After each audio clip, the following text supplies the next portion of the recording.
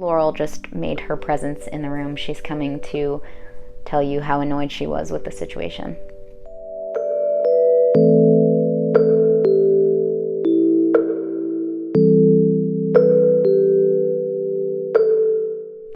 Hey guys, it's Sam here again for another video. As you may have noticed from the title of this video, I am going to tell you about the terrifying time my guide dog was attacked in her own home. Guys, I have tried to film this video a few times now, and I just get so flustered by the situation every time I have tried to film it. I don't know, I'm hoping this time I can put my emotions and the story into words. So basically, for those of you who don't know, 2 years ago I lived in an apartment with 3 of my roommates as we were finishing up our undergrad, and we lived in an on-campus apartment at my university.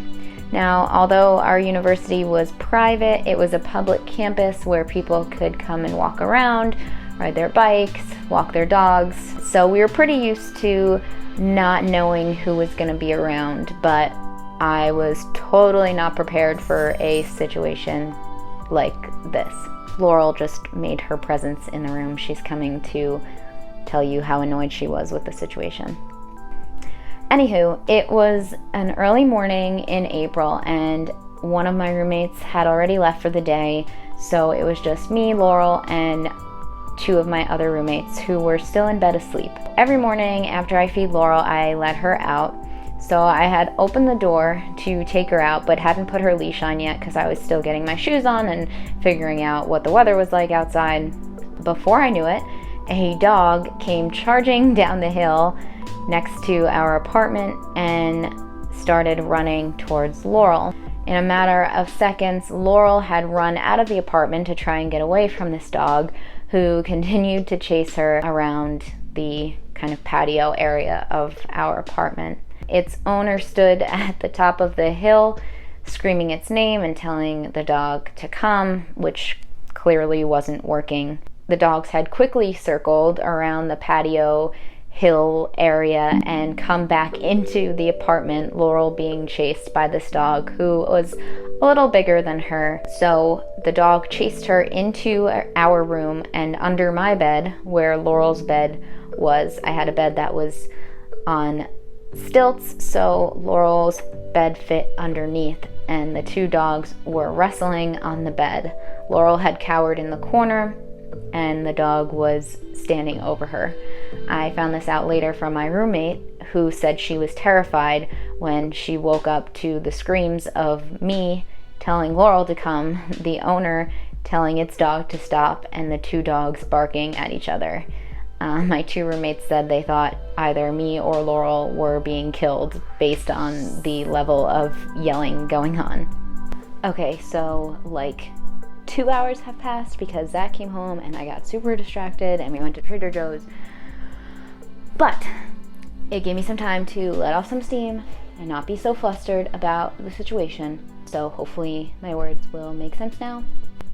It was a terrifying situation. My roommates thought I was dying or Laurel was dying, but the dog had chased her into her bed, which was under my bed, and so she was cornered. And at this point, I was standing outside with the dog's owner, yelling at her to go and get her dog, and she just kept screaming his name at the entrance to our apartment. And like, clearly this hadn't worked before when she tried getting him when they were outside, so I'm not sure what she was trying to do, but whatever it wasn't working. Anywho, my roommate finally comes out with the dog's chain in her hand, and the owner quickly grabs him and runs off. At this point, we're all pretty much in shock. I ran over to Laurel and she was shaking. She had some slobber on her, but other than that, she seemed pretty okay given what had happened.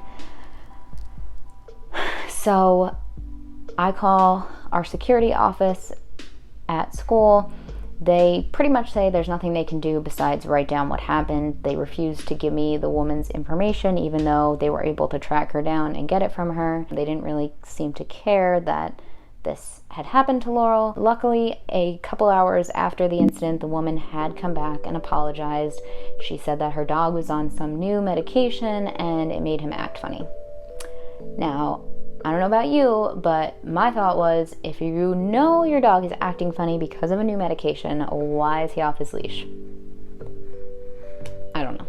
But she apologized and she gave me her phone number in case Laurel had any physical harm done to her.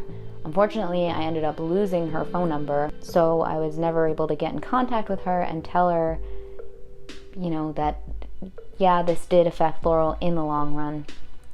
She was okay physically, no harm was done to her, but we did notice some effects.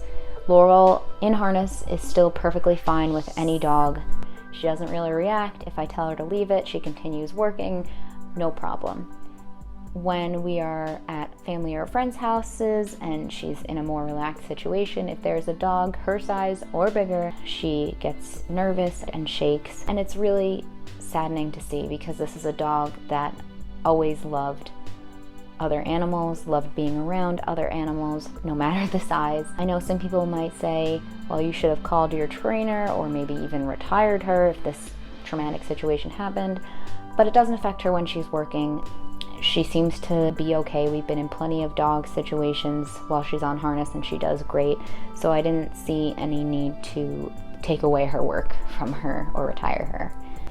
If I still had this woman's phone number, I definitely would have called, because I don't think she truly understood the effects that having your dog off a leash can potentially have on a service animal.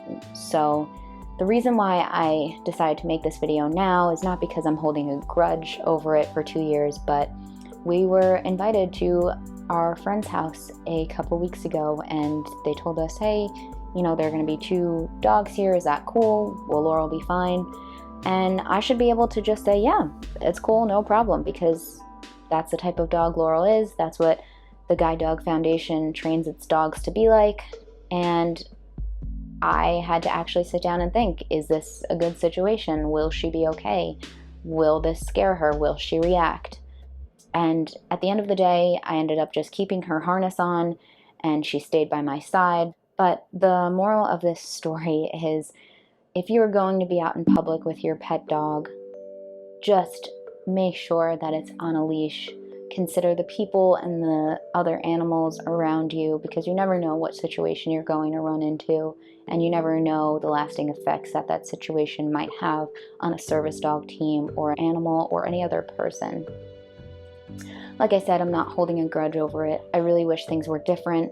I wish the situation didn't happen, obviously, but I can't go back and change it. I can only bring awareness to these types of situations because they do happen. I've heard horror stories from other people that have ended much worse. I'm very happy that Laurel was physically okay and is still able to work without a problem. I plan on doing an entire guide dog introduction, why I have a guide dog, what she does for me, all that video, and I will do that soon, but I just wanted to put this one out there because it did pop up recently.